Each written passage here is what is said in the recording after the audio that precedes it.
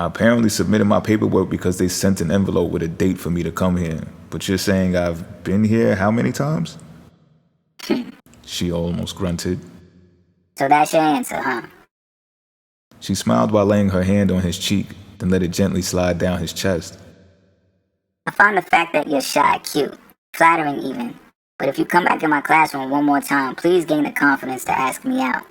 I don't do the mind games. The crease of her pantsuit tucked under each of her butt cheeks as she departed, turning all the males' heads in the lobby.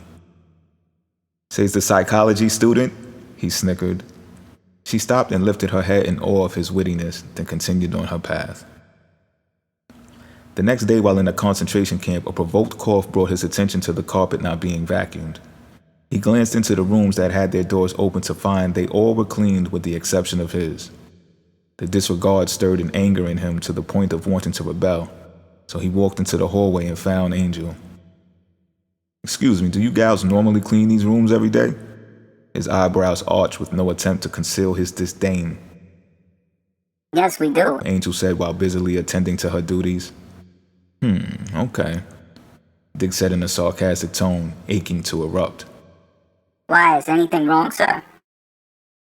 I have medical papers from the Central Concentration Camp saying I'm allergic to dust, pollen, and seasonal change, but out of all of these rooms, mine is the one not vacuumed. Give me the fucking vacuum cleaner. I don't need you to do my shit. Oh, it's okay, sir, I'll do it. Angel grabbed the vacuum cleaner, then headed back to Dick's room. She cleaned the rug while he sat on the bed and watched until she was finished. Once the floor was clean, he went to the administrator's room on the first floor to obtain some more literature from the bulletin board. The encounter with the hot Mexican woman was still on his mind and caused him to seek more information on the concentration camps. He determined that stalking a government bureaucrat for a date was against protocol as a slave. Before he could glance at the wall, a counselor handed him 2 trays of food without him asking for them. Not everyone took one this morning, so you could take 2, she said. Dick surveyed the room out of instinct despite the counselor's generosity. As more people piled in, it bought him time to snoop around. A man next to him grabbed a clipboard and signed his name, followed by the amount of trays he was taking to the left of the signature. Oh, and don't forget to sign a clipboard, please, the counselor told Dick. Dick grabbed the clipboard from the guy and pretended to sign it, but flipped the pages and read the details on the documents. The trays of food came from a third party that contracted out with the government to feed those at the concentration camp. Each tray taken were to be billed to the Hysterian taxpayers at $8, a tray making Dick furious at the inflated calculation. The trays were 4.5 by 7 inches with portions far under the nutritious requirement of the Hysterian diet. "What is this?" he asked. Sausage links, eggs, cereal, and peaches, the counselor replied. "But I don't eat meat." I'm sorry, that is all we have. The 2 sausages were the size of Dick's pinky and the eggs were powdered. The peaches were from the can, swimming in high fructose syrup, and a bowl of cereal the size of his palm on the side had ingredients 23 letters long that he could not pronounce. One of the ingredients he recognized as paint thinner used by construction workers. "I'm not signing this shit." Dick tossed the clipboard on the desk and stormed out the room towards the lobby of the hotel, leaving the trays behind. He noticed a restaurant attached to the side of the hotel, so decided to walk into it to order real food. As he sat, awaiting a waitress, he glanced up and saw a sign. "No others allowed." He gathered that the sign was aimed at him since he claimed to be one yesterday in the labor camp, but didn't care. Luckily, a waitress appeared and took his order without asking for his classification.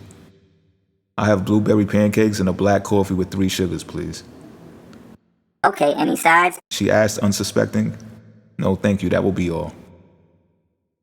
From his peripheral vision, he saw the kid from the labor camp fixing his hands like a visor to place it onto the glass window. He looked at Dick in shock, then ran to the entrance and wrapped his body halfway around the doorway. "Yo, are you crazy, bro? We can't eat here. They'll send you to Tron." "What? You see I'm eating though, right? I'm not eating that bullshit they're serving upstairs." "Come on, man, it's not that deep. They give that to us for free, so we can get on our feet." "No, the fuck they don't either. The divided stakes taxpayers pay for that inflated shit every time we leave our signatures. Come in here before you make it hot. I'll get you something." The kid straightened up his walk and didn't break eye contact in order to remain unsuspecting, then sat. "We should be good since it's still early in the day. They probably think we are the company." "Why?" Dick asked. Because we are eating breakfast at the normalized hour like the rest of the conformed, the kid said while fixing his fingers like quotation marks. Hey, Ma, can I get another coffee for my coworker and, what you want? An apple pie, and make that a tea, please, the kid said while the waitress placed Dick's coffee on the table. Thanks, man. You taught me something I didn't know. This whole time I thought they fed us out of charity. Nah, man, they are putting that on the taxpayers' dime, and you can bet your ass that it'll be the highlight to raise the tension in the race war. Slacks in the concentration camps are burdens to the Hysterian people. As if welfare wasn't only 1% of the GDP last year. Which is nothing, the kid boasted. Right. But tell that to a bunch of uneducated people too overworked or privileged to fact check, but have just enough time to watch the news and listen to their favorite politician. Who do you think is going to be looked at with hate? The kid agreed with what Dick was hinting at as the waitress placed their food onto the tables and took Dick's debit card for the check. Speaking of hate, I noticed you like your coffee as slack as me. Are you slack? You look like you could be mixed. This is the wrong culture to appropriate, bro, especially in this day and age, the teenager laughed. I think my father was javelin and villain, Dick countered. What's your mother's ethnicity? I'm not sure. She looked slack-skinned, though. You're not sure? You have to know what your mother's ethnic background is. Like yesterday, bro. The Hysterian government doesn't care who your father is. They classify you by the race of your moms, so be careful when checking these checkboxes, or you'll find yourself in situations you didn't have to bring on yourself. Everyone wants to be slack until it's time to be slack, you know what I mean? I think I checked the slack checkbox at my college, Dick said while looking into the sky feeling awkward. You think? What's with all the guessing? You okay, man? You came across sharper in labor camp than you're currently leading on. I don't know.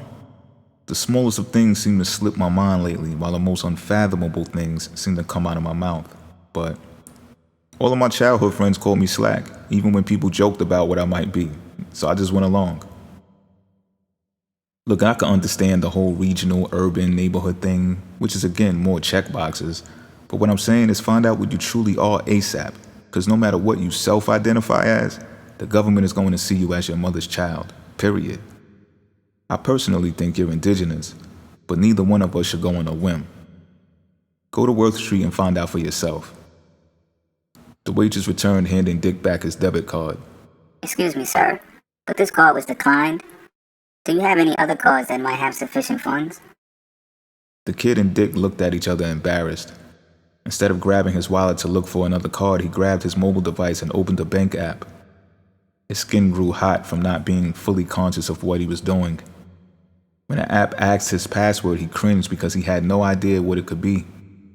He clicked on it to attempt guessing with his birthday to no avail. Then a prompt appeared to ask for his fingerprint. He then placed his thumb inside a groove distinctly designed for it. Oh shit, where'd you get that? Fruits don't carry fingerprint ID yet. Only the cyborg phones do, the kid said amazed. The tension grew as they waited for some sort of clarity from the phone. The app lit up with his checking account information at $0, but his savings read $2,174. He frantically pressed on the feature that transfers money in order to replenish his checking account, but was met with a warning. This will be your third savings to checking transfer for this month, leaving 2 more transfers available for this month before you are in federal violation. Do you wish to proceed?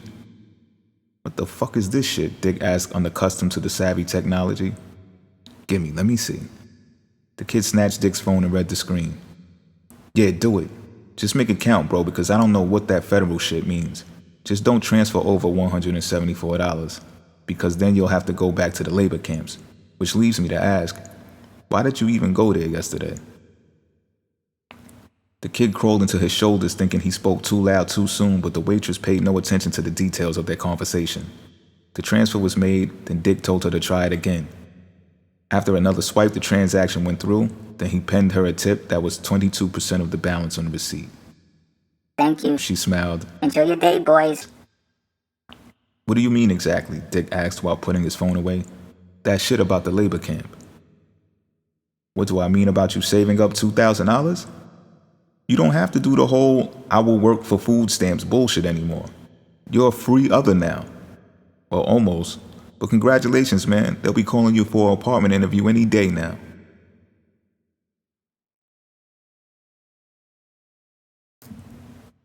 Chapter 3. No Longer Bound. The digital dialer on the wall of the Central Concentration Camp headquarters in Strong Island City finally lit up with Dick's number. He leapt out his chair and walked to the administrator's door, which was man-tight with security guards, then followed a slack-skinned woman to her cubicle, remembering what the kid told him about checkboxes. Although she looked slack, her accent and locked hair resembled indigenous characteristics as well. Mr. Benjamin Byron, what can I help you with this time?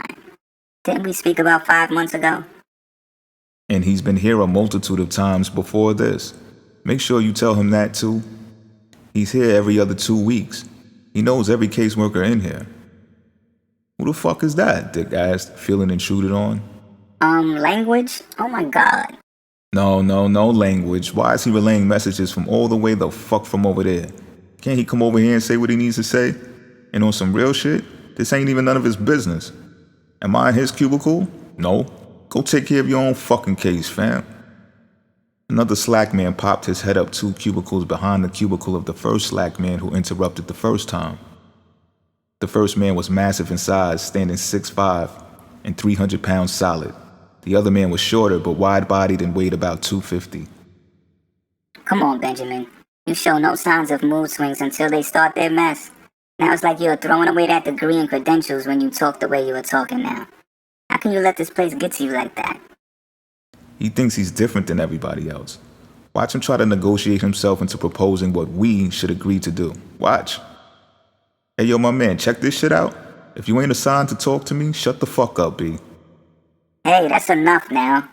But is he right? She asked, trying to validate if Dick was indeed a swindler every time he entered the building and saw someone else besides her. I don't even know what he's talking about, he claimed. Employment, Benjamin. It says right here the last time you saw Mrs. Jones that you showed her 1099 forms with royalties that totaled $1,000.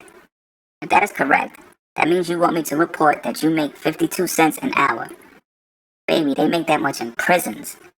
Don't you want nice things? Want to be able to travel around the city, spend time with your family, and do things? What are you going to do with 52 cents an hour? And you put here that you're building a webcam service on the hotel's internet. How long will it be before that is up and making money? Look, I have a locker with 10 hangers. What the fuck do I look like trying to have nice things when I don't even have a place to call my own? Y'all want me to run out here and disregard my dreams for some coerced subservient position manufactured by the Angloids, who are too far along to come down here and enforce it themselves again. But this ain't the 1800s, and speaking for myself, I wouldn't be having that shit anyway. But let me take the race factor out of this before you think I'm too ignorant to see past it. Do you think I've been in college for all this time to wash dishes? That's how y'all pay taxpayers back who afforded me this education? You have my job search logs. Those labor camp appointed jobs deny me every time for the high school graduates. And no established firm wants a know-it-all coming fresh from college to tell them all the fucked up shit they learned that they are out here doing.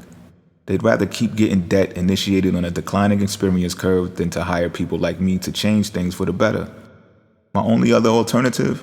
Go overseas where I'm needed, or keep my sanity by embracing the fact that I make 52 cents an hour while boxed in a hotel room. At least the 52 cents is mine. And best believe the Angloid knows exactly what I just told you, but yet I'm forced to toil with you and everyone who looks like me, because without me, you won't have a fucking job. Benjamin, your language, please. Okay, I'm sorry, I'm just saying. Don't undermine me like I can't read in between the lines and know where the kickbacks are for every signature I provide in this fuckery.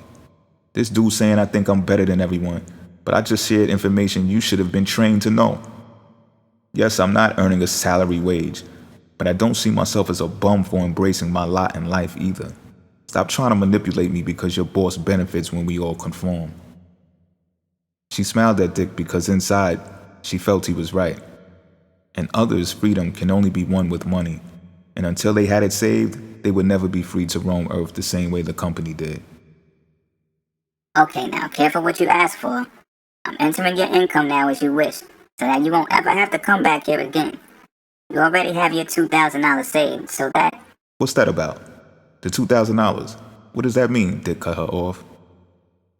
You can't get food stamps when you have $2,000 and over in a bank account. And when you don't get food stamps, you don't have to go to the labor camps.